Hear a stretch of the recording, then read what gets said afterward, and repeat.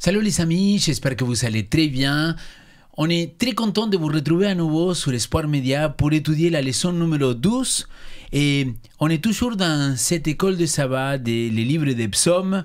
Et le titre de cette leçon, la numéro 12, c'est Une louange sans fin. Pour l'étudier aujourd'hui, j'ai avec moi Sam et Ben encore. Et donc, Ben, si tu voudrais dire quelques mots de présentation. Oui, Benjamin Calment. Donc, je suis marié avec 2 enfants, je suis membre de l'église de Vivo et actuellement je fais des études de théologie, puis je suis aussi enseignant, je donne des cours. Super, merci Ben. Et Sam?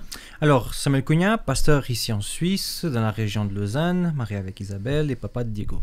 Super. Les amis, on vient de se présenter. Je vous propose qu'on se retrouve dans quelques secondes pour attaquer ces nouvelles leçons d'école de sabbat.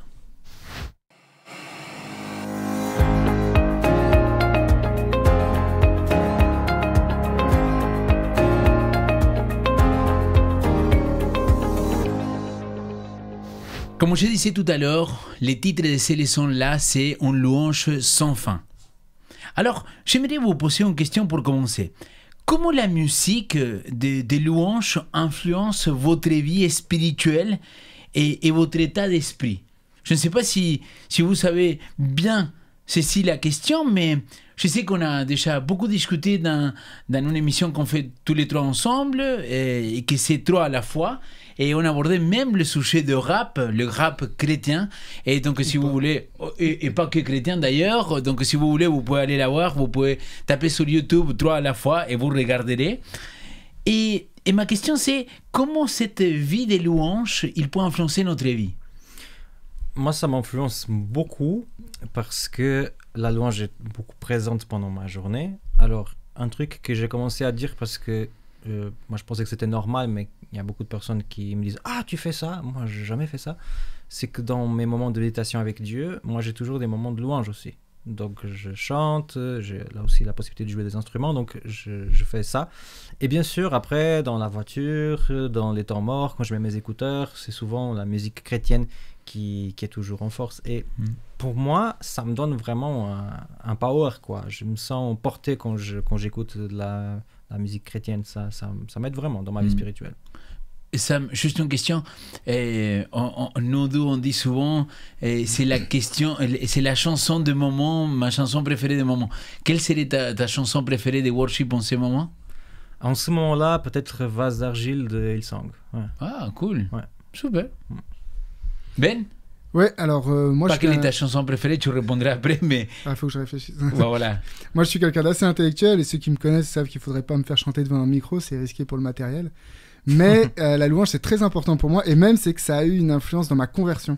Alors, pas la louange, mais moi, j'écoutais beaucoup de rap. Hein, on a parlé de cette vidéo qu'on fait avec 3 à la fois.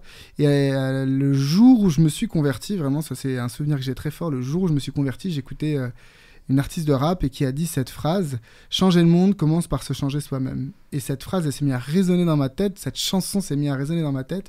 Et je me suis rendu compte, parce que j'étais quelqu'un d'un peu révolté, que changer le monde commençait par changer soi-même. Comment on se change soi-même? Et c'est là où je suis arrivé à Jésus-Christ, qui est venu me changer. Donc c'est une chanson qui m'a fait faire le déclic de dire « Ok, maintenant je fais le pas. » Et je vais aller chercher celui qui va me permettre de changer. Et puis la musique est restée très importante chez moi. Justement, la musique me fait réfléchir. C'est-à-dire que je suis quelqu'un d'intellectuel, mais via la musique, j'ai aussi des réflexions intellectuelles qui viennent. Excellent. Il y a un chant préféré en ces moments? Ouais, ou une louange qui te parle vraiment, un chant? En ce moment, j'écoute à fond dans la voiture Nobody de Casting Crown. D'accord. Bah... I'm just a nobody. Ouais, merci pour l'interprétation. Et les amis, et moi, je pourrais répondre aussi ou pas du tout? Moi, la louange, ouais, la musique préférée aussi, mais moi, la louange, c'est vraiment quelque chose qui il impacte vraiment dans ma vie, justement, parce que je vois que, comme on le disait il y a quelques semaines en arrière, moi, j'aime bien chanter, même quand tout va mal. Donc, j'ai fait cet exercice-là de louer Dieu et je suis convaincu que quand on chante, quand on loue notre Seigneur, cette louange sans fin dans notre vie, il y a une sorte de ressourcement spirituel à l'intérieur de nous. Il y a quelque chose qui se passe que je ne peux pas le décrire et c'est pour ça que, d'ailleurs, c'est des moments de conclusion, donc vous pouvez rester jusqu'à la fin ou pas. Alors, je vous propose de prier. Je peux te demander de prier même pour commencer? Seigneur éternel, nous voulons te louer en cet instant où nous sommes ensemble tous les trois et avec tous ceux qui nous regardent et nous écoutent. Nous voulons, Seigneur, se soumettre à toi. Nous voulons mieux comprendre ce qu'est la louange. C'est la louange de nos mots, la louange de nos vies. Et que, Seigneur, tu puisses, par l'étude de ces psaumes, par ces instants de discussion, que tu puisses vraiment te révéler à nous et qu'on puisse t'entendre, nous parler de la louange et qu'on puisse vivre après ça une louange qui soit pleine, une louange qui soit entière, une louange qui soit sincère. Vraiment, accompagne-nous dans ce temps d'étude au nom de Jésus. Amen. Amen. Amen. Merci beaucoup, Ben. Et je profite pour dire à tous les gens qui nous regardent en ce moment-là, n'hésitez pas à vous abonner, n'hésitez pas à liker cette vidéo, mais aussi à appuyer sur la cloche, que c'est hyper important parce que vous allez avoir les notifications de toutes les nouvelles vidéos. Et comme vous avez vu, nous avons lancé une nouvelle série qui s'appelle Le cœur des religions avec Sylvain Romain. Il parle sur l'islam. C'est vraiment quelque chose, cette série-là, parce qu'il nous apprend plein de choses, plein de points en commun, mais plein de choses de pourquoi nous sommes chrétiens et comment nous on peut s'affirmer aussi dans nos croyances et dans notre partage avec les gens qui ils croient d'une manière différente à nous en Dieu. Alors, pour commencer, j'aimerais dire que le psaume 104, verset 33, il dit une des phrases que j'aime beaucoup parce qu'il dit « Je chanterai pour le Seigneur tant que je vivrai. Je chanterai pour mon Dieu tant que j'existerai. » Donc, là aussi, on a envie de chanter. Tout à fait. Tant que je vis, tant que je respire, c'est une sorte de louange. Alors, dans les psaumes, on trouve beaucoup de louanges et il me semble que dans l'adoration, il y a quelque chose de difficile à expliquer et c'est le fait que quand nous louons, nous sommes rechargés. Cette louange sans fin. Alors, j'aimerais qu'on puisse prendre le psaume 134. Il n'est pas très long, mais je pense qu'on pourrait le prendre tout ensemble. Et bien, tu pourrais nous lire? Donc, psaume 134, cantique des degrés. Voici. Bénissez l'Éternel, vous tous serviteurs de l'Éternel, vous qui vous tenez dans la maison de l'Éternel pendant les nuits, élevez vos mains vers le sanctuaire et bénissez l'Éternel. Que l'Éternel te bénisse de Sion, lui qui a fait les cieux et la terre. Premièrement, il est vraiment très court, le psaume 134.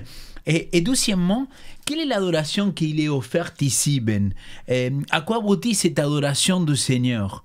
Il me semble qu'il y a plein d'exemples qu'on pourrait trouver, mais quel est le sens de ces passages-là et pourquoi adorer et louer notre Seigneur? Je trouve ce passage qui est extraordinaire, mais juste une anecdote. Il y a pas longtemps, je lisais un article d'un professeur qui citait ce psaume-là et qui lisait le petit passage qui dit « Élevez vos mains vers le sanctuaire ». Et donc c'est un article, je sais pas, de 15 pages qui concluait pour dire que ce passage-là ne voulait pas dire qu'il fallait lever les mains pendant la louange. Tu rigoles? Ouais, non, je rigole pas. Et il fallait quand même être assez balèze de faire des doctorats en théologie pour arriver à ces conclusions-là. Au contraire, je trouve que ce psaume-là est vraiment une invitation à vivre sa relation à Dieu autrement que par la tête et même au-delà de la foi. Vous savez, la foi, cette confiance, cette adhésion à une croyance, à une doctrine, à une personne qui est morte sur une croix. Là, on nous dit élever nos mains, donc il y a un côté physique. La foi, la relation à Dieu, la croyance, être croyant, c'est quelque chose qui se voit au niveau physique, dans la manière dont on élever les mains, c'est une manière de communiquer aussi notre foi. Et je trouve que dans ce psaume-là, il y a ces éléments-là. On nous parle aussi du sanctuaire. Le sanctuaire, c'est le lieu imaginaire d'habitation de Dieu. Quand on utilise ce mot-là, c'est là où Dieu se révèle, c'est là où Dieu est présent. Mais c'est aussi là où, normalement, on ne peut pas aller. Parce que le sanctuaire, si on regarde dans l'Ancien Testament, c'est un endroit fermé. Mais au contraire, là, on est invité à y aller, à s'y retrouver. On est dans ce sanctuaire, on élève les mains dans ce sanctuaire. Donc, une dernière chose, c'est bénissez l'Éternel. C'est l'Éternel qui nous bénit normalement. C'est à lui, on dit Seigneur, bénis-moi, on reçoit la bénédiction. C'est nous qu'on doit dire de bien de lui. Exactement, on doit bénir l'Éternel. Et donc on voit cet échange, ce dialogue qui se crée dans la louange. Ce psaume-là, il nous dit élevez les mains, c'est-à-dire exprimez-vous physiquement, mais aussi bénissez l'Éternel. À vous aussi de dire des bonnes choses de Dieu, des bonnes choses à Dieu. Et Dieu aussi va vous bénir, puisque ça se termine là-dessus. Que l'Éternel te bénisse de Sion, lui qui a fait les cieux et la terre. Un dialogue, la louange est un dialogue. Dans la bénédiction, on s'échange en fait ces bénédictions. Ouais, je trouve qu'il est riche ce texte avec ces 3 petits versets. Il nous en dit beaucoup, même si certains tordent le sens des Écritures. Clairement.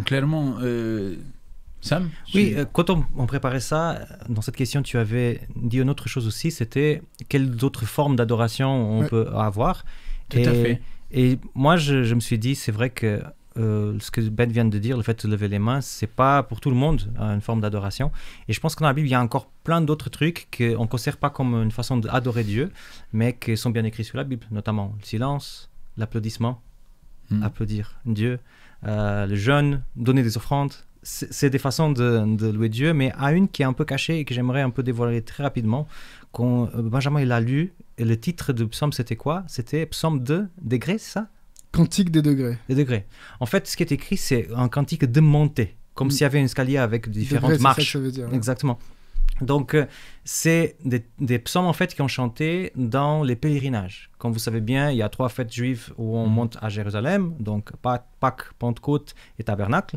Et quand ils partaient là, ils avaient un petit recueil. Et le recueil, c'est depuis le psaume 120 jusqu'au 134 qu'on vient de lire.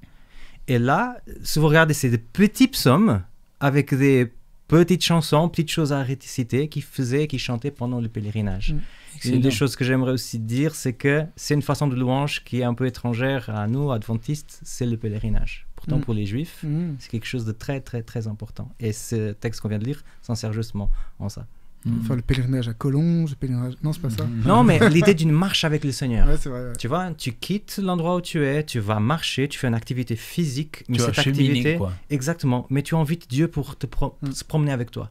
Donc c'est un truc que voilà, il y a l'église médiévale qui a un peu continué ça, mais c'est vrai que les religions du 19e siècle, les nouvelles dénominations qu'on a aujourd'hui, on a un peu laissé de côté le pèlerinage, mais il est bien présent dans la Bible. Moi, il y a quelque chose que je voudrais ajouter avant de passer à la question suivante, c'est que on est tellement influencé par notre conception du monde et de l'adoration que ça m'interpelle beaucoup ce que tu dis, parce que finalement, qui a dit que louer Dieu, c'est que ça ou ça? C'est-à-dire, finalement, c'est un sort d'héritage. Donc, d'ailleurs, il n'y a pas dans la Bible. Hein. Il n'y a pas un manuel de l'adoration. Mais justement, là, on parle de lever les mains, on parle de vraiment, de parfois se prosterner, et quand il parlait de se prosterner, c'est de mettre le visage par terre, tu vois. Et donc, il y a différentes manières de le louer, de l'adorer, de se prosterner devant lui. Et ça, je trouve assez intéressant que nous, parfois, on a cette background, parfois, on vient tous de l'Église catholique apostolique romaine, dans laquelle l'adoration, il était vraiment trop renfermé sur soi-même, on ne devait pas s'extérioriser, donc c'était tout le temps dans la culpabilité, les grandes églises, les grands bâtiments, pour te faire sentir tout petit devant Dieu. Et je ne dis pas qu'il est mauvais, cela. Je dis que c'est pas représentatif de ce qu'il vivait le peuple d'Israël. Le peuple d'Israël, et quand tu le vois, David, quand tu lis le psaume 150, loué avec tous les instruments, c'est-à-dire cette manifestation que l'adoration, ça passe pas que simplement par ouvrir la bouche et chanter, mais vraiment avec son corps, l'exalter, le louer. Par exemple, je suis très interpellé par les cris de joie. Et ça, je rigole beaucoup quand dans les églises, parfois tu dis, on va lire le psaume tel, il dit, poussez des cris de joie assemblés tout entière. Silence, tu vois. J'ai dit, mais quand même, quoi, là, l'église, elle pourrait se réveiller, tu vois, un truc différent. Parce que c'est pas dans notre culture. Mais si tu vas dans des côtés orientaux, bah, c'est complètement différent. J'ai lu une fois une histoire par rapport à ça pour notre église qui est interpellante. C'est qu'on raconte que la mère d'Ellen White était ce qu'on appelait une shouting méthodiste. Donc c'est un courant du méthodisme qui était connu. Donc shouting, c'est crier, les cris de joie dont tu parlais. Et qu'on raconte, enfin c'est Ellen White, il me semble qu'il le raconte elle-même, qui disait qu'elle a vu plusieurs fois la police arriver chez elle parce que sa mère faisait trop de bruit. Les voisins appelé en disant mais allez, c'est bon, louer le Seigneur à toute tête, ça va pas, quoi. Et je pense qu'on a perdu ça, en fait, ce côté de louer et d'adorer avec son corps, avec ce côté émotionnel, et on l'a perdu par peur de quelque chose. Parce qu'on connaît les excès, on en voit dans d'autres églises, on arrive, on se dit mais qu'est-ce qui se passe? Mais on devrait pas refuser quelque chose par peur, mais par conviction. Et du coup, je pense que si on prend la Bible et qu'on lit ce qu'il y a... J'ai écouté un pasteur une fois qui disait « Mais moi, je suis dans une église traditionnelle parce que dans notre louange, on lève les mains et on tape des mains. Ça, c'est traditionnel. Ça, c'est dans la Bible. Alors que de rester là, assis droit comme un piquet à chanter un psaume, ça, c'est pas traditionnel. Ça c'est aussi biblique, récent. mais ça s'appelle être tiède. Oui.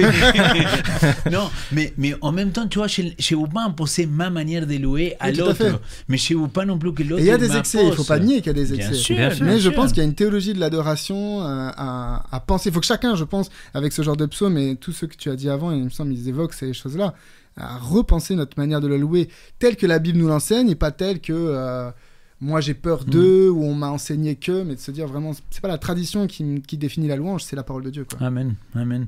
Les amis, si je reprends le psaume 33.3, le psaume 40, verset 4, le psaume 96, verset 1, 98, verset 1, 144, verset 9, le psaume 149, verset 1, tous ces psaumes-là, tous, ils ont en commun quelque chose. Ils parlent tous d'un chant nouveau. Alors, pourquoi alors dans notre église, parfois, on a beaucoup de mal à faire comprendre qu'il y a des chants nouveaux et que la Bible nous exalte à parler de ces chants nouveaux?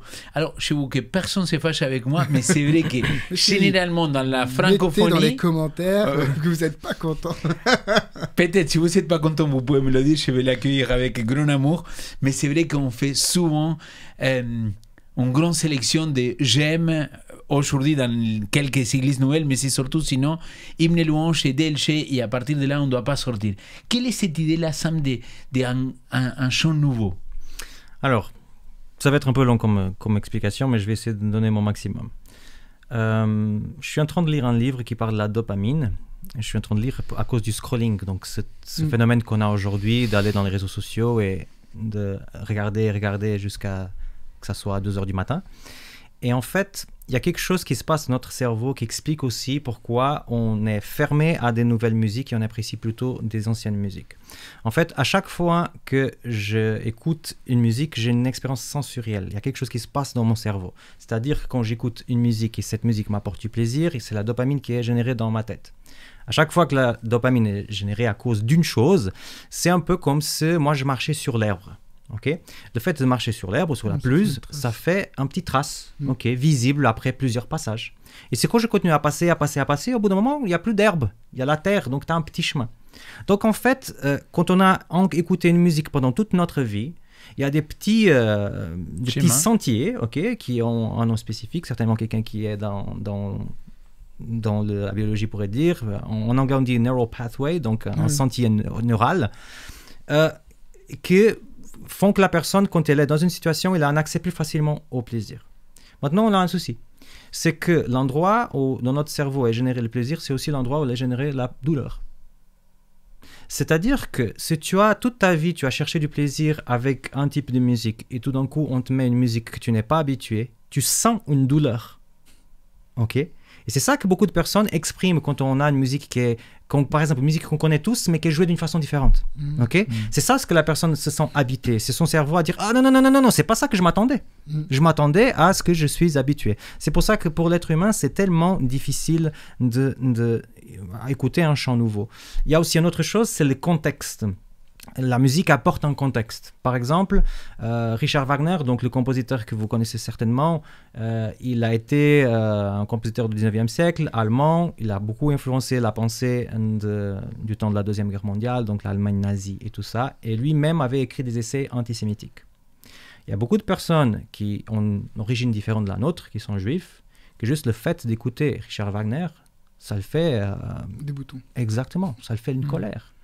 Tant que pour nous, ça passe à la radio, on n'a pas ce contexte. Donc pour nous, c'est juste la musique classique. Il n'y a pas ces chemins qu'ils ont faits pour nous dire « Ah, ça, c'est pas bon ». L'association. Exactement. Ouais. Donc la musique, elle apporte aussi une association culturelle, une association en expérience, à quelque chose qu'on a vécu. Et c'est pour cela que beaucoup de personnes apprécient les vieux hymnes, parce qu'ils les ont entendus au début de la foi, quand ils étaient encore chauds. Donc il y a ça aussi qui est amené. Il ne faut jamais juger ça. Maintenant, pourquoi la Bible dit chante un chant nouveau? Parce que dans la Bible, on n'aime pas la stagnation. Il y a toujours cette idée d'être disciple, c'est quelqu'un qui est en marche, quelqu'un qui ne reste pas dans le passé, mais qui avance vers le futur, quelqu'un qui a une évolution spirituelle. Et c'est vrai que si vous remarquez, beaucoup de recueils qu'on a aujourd'hui, c'est des hymnes qui sont issus du 19e siècle. Et même le français, soyons honnêtes, il y a certaines choses qui parlent moins. Ok, je voulais pas vous apporter des exemples parce que je veux pas que les gens pensent que j'aime pas ce hymne ou un autre, mais il y a des choses qui des fois sont exprimées d'une façon assez compliquée. Même si le thème est exactement le même. On peut avoir une qui parle de la croix et avec les mêmes versets du 19e siècle et une autre d'aujourd'hui qui parle de la même croix mais avec une mélodie différente. Donc l'idée, ce n'est pas de faire un chant nouveau, de changer les thèmes, de changer le fond, mais c'est de changer la forme. Parce que ainsi comme notre vie évolue et qu'on est appelé à aller dans une autre direction et vivre de nouvelles expériences avec Dieu, la musique devrait aussi avoir cet équilibre d'aller vers des choses nouvelles. Donc c'est pour cela qu'un chant nouveau est important, parce que mon expérience aujourd'hui, elle peut commencer par l'expérience d'un mec qui a vécu au 19e siècle, mais j'ai aussi l'intérêt à avoir mon expérience aujourd'hui, avec tous les défis d'aujourd'hui, exprimés dans un chant, dans le besoin. Et je termine en disant juste une phrase. Je cherche avec cette argumentation l'équilibre. Pas qu'on se dise, on jette tous les chants vieux et maintenant on chante que des chants nouveaux.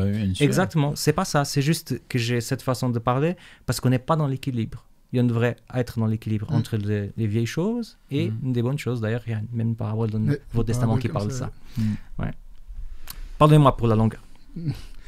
Non, pour cette notion de chant nouveau, les gens aussi, il faut prendre en compte que c'est pas tellement que les gens sont réticents au chant nouveau, mais qu'ils vont être réticents à la nouvelle manière de faire des chants. C'est-à-dire rajouter des cantiques au style des cantiques. Bon, le DLG, ça n'a pas toujours été facile de rentrer dans l'église, mais finalement, il a fini par rentrer, il a été accepté, parce qu'on restait dans le même style, même si les textes étaient nouveaux. C'est là où les gens vont avoir un frein, c'est sur des nouvelles manières, des nouvelles mélodies, parce qu'il y a cette idée comme quoi la musique, elle peut influencer, elle peut détourner. Donc, il faut aussi comprendre. Encore une fois, moi, ce que je trouve dommage, c'est qu'on va déterminer son style de la louange en fonction d'une peur, et pas en fonction d'un plaisir. Alors, le chant, c'est un plaisir. J'ai trouvé super intéressant ce que tu disais, parce que pendant que tu parlais cette histoire de chemin neuronaux, je me disais, mais c'est pour ça que j'aime pas la musique classique. Et c'est vrai, moi, tu me mets dans un concert de musique classique, mais je souffre. Mais c'est pas une blague, c'est pas exagéré. Vous pouvez demander à mon épouse, je souffre, je peux pas, ça, au bout d'un moment, ça m'énerve, j'en peux plus. Vous me mettez du rap bien hardcore avec une bonne base, un boom bap, là, mais je suis en mais il est chrétien quand même. Je suis chrétien. Allez voir la vidéo 3 à la fois, j'explique. Mais voilà, et je me dis, en fait, ça vient de là, c'est tout simplement ça. C'est que moi, j'ai tellement vécu de choses, d'émotions, d'histoires, j'ai appris des choses avec ce contexte musical que j'y suis encore attaché. Même si dans le texte, des fois, je me dis, non, j'y adhère pas. Alors que la musique classique, je vois bien l'intérêt. C'est plus doux, c'est plus méditatif, mais je supporte pas. Et du coup, mais je me dis, à moi de faire la prise de recul, de me dire, mais pourquoi j'aime ou je n'aime pas une musique ? Exactement. Est-ce que c'est vraiment parce qu'en soi, elle est mauvaise, ou parce que je lui cherche des problèmes, juste parce que ça ne me plaît pas au fond de moi ? Et je disais ça à quelqu'un, c'est que il supporte pas quand il y a de la batterie ou de la musique dans les églises, mais il adore la musique classique. Et je lui dis, mais la musique classique, tu es capable de pleurer devant de la musique classique ? Il me dit oui, donc c'est de l'émotion. Donc cette musique aussi là, donc tu veux pas les autres musiques par peur que par émotion elles te manipulent, mais cette musique, la musique est émotionnelle et la Bible est émotionnelle. Et je crois que ce cantique nouveau, ce que tu disais est très juste, c'est cette invitation à vivre toujours plus de nouvelles expériences. Et tellement c'est fort cette émotion que l'on va avoir dans cette nouvelle expérience parce qu'on a fait un truc de dingue avec Jésus qu'on veut la chanter. Bon, je vais me mettre dans un problème parce que je vais vous rebondir et je devrais avancer, mais je sens que je dois l'esprit me parle. C'est-à-dire, toi, tu avais commencé en disant, voilà, j'ai écouté un rap et ces morceaux-là, il disait, le changement, il commence par toi, pas ailleurs. Et quelque part, je me dis, moi, ce qui m'énerve dans les discours parfois qu'on peut entendre dans des milieux religieux, parce que c'est pas que dans l'église adventiste, donc c'est dans tous les milieux religieux, c'est qu'on veut m'imposer une façon de voir ou d'entendre ou que ça me plaît ou pas, et cela, comme ils vont me l'imposer en me disant cette musique-là, elle n'est pas bien, ils vont essayer d'argumenter bibliquement, ils vont me dire par exemple, mais cela, il est de monde, c'est une copie de monde. Oui, mais comme la moitié des hymnes et louanges. Hein. Oui, mais les gens, ils ne le connaissent pas, et donc comme ils ne le connaissent pas, finalement, ils se disent, mais tu veux faire rentrer le monde dans l'église. Et j'ai dit, attention les amis, parce que la prophétie que les adventistes connaissent le plus, il était donné à un roi complètement païen et qu'il était dans le monde, entre guillemets. Donc, Daniel chapitre 2, il était donné l'histoire ou la prophétie que nous on connaît sur Dieu au contrôle de l'histoire. il a été donné à un roi païen. Et donc Dieu s'en servit de cet rêve qu'il va avoir le roi Nabucodonosor pour amener quelque chose de spirituel. Je ne sais pas si vous avez vu le lien, si j'étais assez clair. Oui, mais du monde peut venir des bonnes choses. Et, exact. Mais à partir du moment où c'est Dieu qui intervient pour nous le transmettre. Exact, voilà. exact. À partir du moment que Dieu il dit, mais je peux m'en servir de cela, Ouais. justement pour t'amener quelque chose de bon, moi je pense qu'il faudrait qu'on sorte des chemins battus, neuronal ou ecclésial, pour amener des choses nouvelles, quoi. C'est clair. Et se dire aussi que peut-être notre recueil, il est surtout blanc occidental. Clairement. Et il faut aussi mettre un nom dans les choses, c'est-à-dire on tolère et on accepte un peu les Negro spiritual. Ils sont entrés, c'est un peu, ça passe, ok. Mais toutes les autres choses qui peuvent avoir des origines qui sont pas les nôtres, donc des blancs occidentaux, on va se dire ah non mais tiens mais ça c'est pas bien parce que tu vois il y a des trucs derrière, il y a de l'animisme, il y a ceci cela. Donc il existe aussi chez nous. Bien sûr. Mais Bon, clairement, après, dans clairement. Hymne et louanges, on a un cantique de Victor Hugo, hein, un grand spirit de son époque. Donc, moi, je dis toujours ça. Si tu veux critiquer les gemmes, il y a un spirit qui a écrit un cantique qu'on chante dans les églises. Voilà, ça, j'invite les auditeurs à aller chercher. Mais tu vois, par exemple, dans l'église que je fréquente, pour pas citer Vivo, c'est beaucoup des chants plutôt modernes. Bah, pour moi, c'est difficile de les chanter. Ça me pose aucun problème. J'aime bien, j'écoute en plus. Mais c'est difficile pour les chanter parce que les chants modernes sont beaucoup plus travaillés.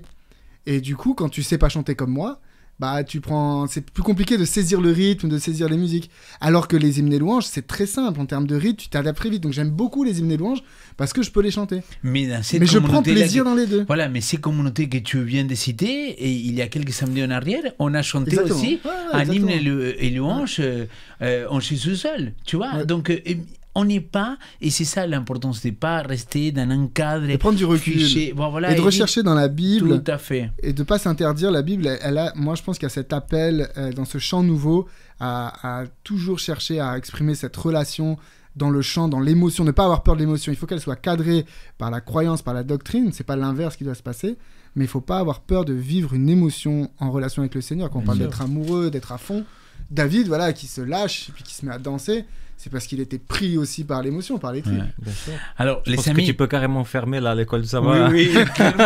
Je me suis dit, On est on parti aurait pu sur faire un- que sur un chant nouveau.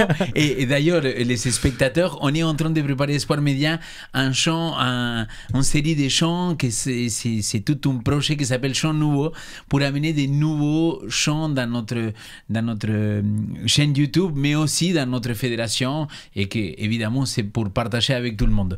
Alors, espace publicité fermé. Je reviens à un des psaumes qui nous a été proposé dans cette semaine, c'est le psaume 15. Oui. Et si tu veux, je lis les premiers versets, Ben, il dit « Seigneur, qui séjournera dans ta terre, dans ton temple? Qui demeurera dans ta montagne sacrée ?» Alors, il y a cette notion-là de tabernacle. Qui sont les gens dignes d'adorer dans le temple, dans la maison de l'Éternel. Et ça, c'était quelque chose qu'on le voit souvent dans les psaumes. Est-ce que toi, tu pourrais nous partager un petit peu qui seront ces gens-là qu'ils pourraient adorer Dieu? Ouais, ben pas grand monde. Si tu reprends le verset, le chapitre. En lisant ce chapitre, c'est vraiment la première réflexion que je me suis faite en préparant cette école du sabbat. Et je sais que j'avais déjà fait ces réflexions sur d'autres passages. Je dis, mais quand on lit ça de but en blanc, on s'est dit, mais alors moi, ça, de loin le videur, si c'était une boîte, de loin le videur, il me dit, toi, tu rentres pas. Bah oui.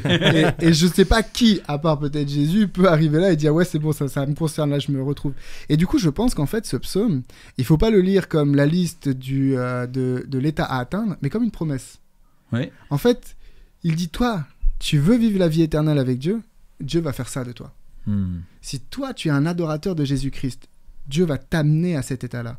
Parce que c'est dans cet état-là que tu profiteras de la relation avec Dieu et de la relation avec l'autre. C'est dans cet état-là, cette extase presque à laquelle tu pourrais arriver, parce que tu es celui justement qui ne jette pas l'opprobre sur son prochain. Comment est-ce que tu peux être en relation avec ton prochain si tu es toujours en train de jeter l'opprobre?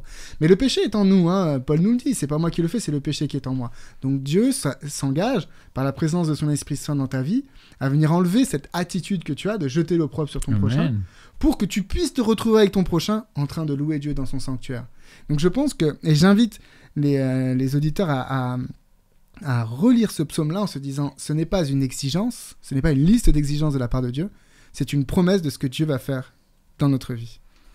Merci beaucoup Ben. Je ne sais pas si tu veux rajouter quelque chose. Petite phrase, ce psaume c'est la preuve que si tu es avec Jésus-Christ, ton comportement va changer. Amen. C'est-à-dire qu'il a ce projet pour toi. Et c'est vrai que des fois on ne dit pas ça beaucoup parce qu'on a un peu peur de salut par les œuvres. Ouais. Voilà. mais c'est clair que si tu es avec lui, il y a une influence et cette influence va te changer. Je suis complètement d'accord, c'est le but. Hein.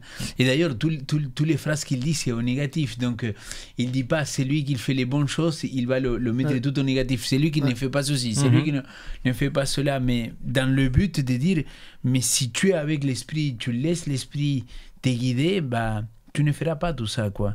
Et ça, c'est beau. Alors, j'avance dans la leçon de cette semaine. Et, il nous a partagé le psaume 96 au 96. Quels aspects variés de l'adoration sont mentionnés dans ces psaumes et quel est le lien entre l'adoration individuelle et l'adoration collective? C'est-à-dire que tout à l'heure tu parlais que quand tu faisais tes méditations, Sam, tu louais et pour toi ça fait partie d'étudier la Bible mais aussi de l'adorer, de le louer. Alors, quelle est la différence quel est quelque part le gain qu'on peut avoir d'adorer aussi de manière collective, en tenant en compte ce qu'il dit le psaume 96 et 96. C'est clair. Alors, je lis juste versets 2 et 3 de ce psaume. Il dit comme ça: chantez pour le Seigneur, bénissez son nom, annoncez jour après jour la bonne nouvelle de son salut. Dites parmi les nations sa gloire, racontez parmi tous les peuples ses actes étonnants. Alors, je ne sais pas ce que vous avez remarqué, mais dans le Nouveau Testament, les apôtres sont rarement seuls. Ils sont toujours accompagnés. Même le grand apôtre Paul, qui, j'ai plutôt l'impression que c'est un gars qui aimerait être plutôt seul et faire son truc, sans être trop gêné, hein, un ministère indépendant. Il a souvent des personnes à côté de lui. Il change un peu parce que voilà, son caractère demandait aussi à ça. Mais il est toujours accompagné. Et je suis vraiment touché de ce fait qu'il y a quelque chose que tu vis avec Dieu différent quand tu es accompagné. Moi, je dis souvent dans mes études bibliques, quand je parle de la prière, bah, on n'a que le problème de prier quand on est tout seul, parce que quand tu as quelqu'un en face, il n'y a pas de souci. Tu ne perds pas le fil. Mais quand tu pries tout seul, ça arrive que tu es en train de prier et tu commences à te dire « Ah tiens, mais j'ai tellement faim et tout ça ». Et tu bouscules. Mais tout le monde dit ça. Et je pense que les gens à la maison, ils se retrouvent aussi dans cette chose. Mais si personne, dans une reine de prière, vous avez vu quelqu'un qui était en train de prier et tout d'un coup se dire « Ah mais Seigneur, j'avais vraiment faim ».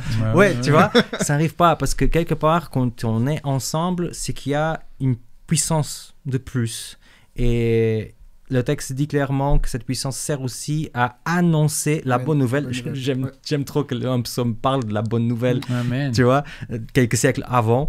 Mais c'est ça justement, c'est que la louange ensemble, sentir le Seigneur dans notre vie, nous porte vers le partage.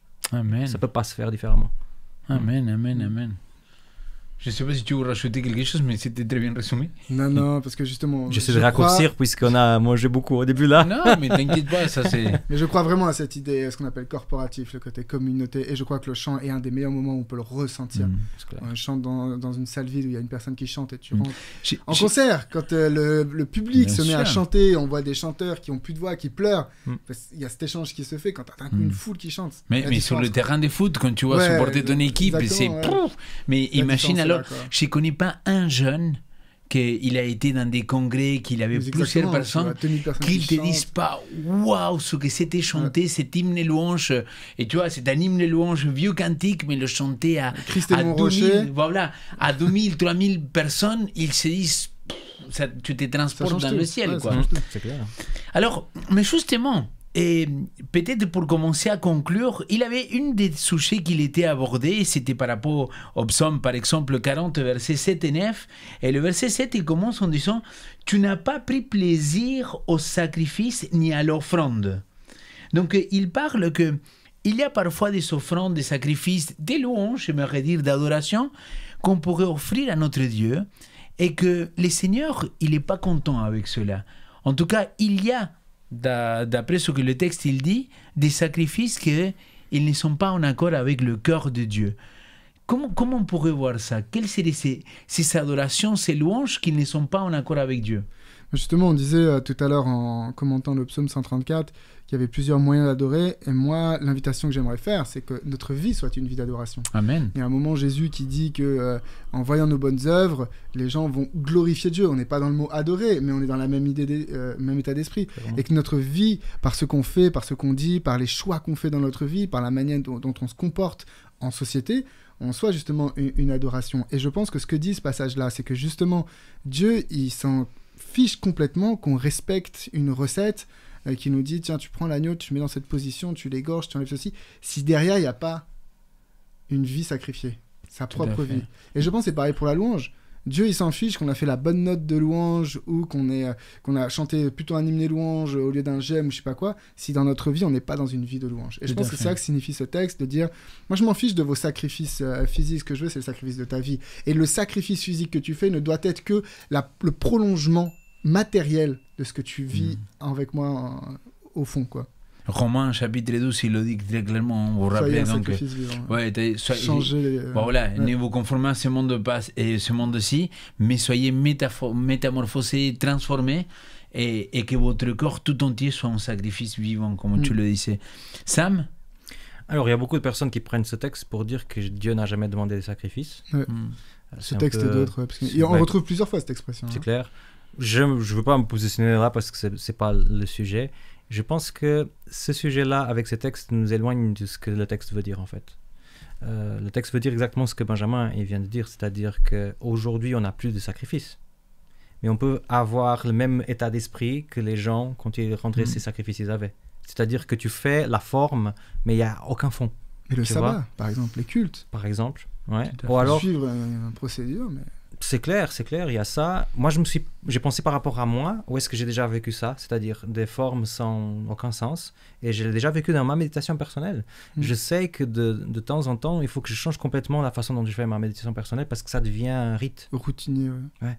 Et là, c'est comme si je vais payer le truc au Seigneur pour dire, voilà, j'étais avec toi. Je l'ai fait. Tu vois? Et le fait de changer, de se dire, non, maintenant, je vais faire différemment, je vais écrire, ou je vais pas écrire, ou je vais juste réfléchir, ou je vais prier plus, ou je vais chanter, ça permet que le sens il reste dans l'idée justement de, si on revient à la musique, donc d'avoir des recueils différents, de pas chanter tout le temps les mêmes choses, de sortir des habitudes, pas faire le culte tout le temps avec prédication.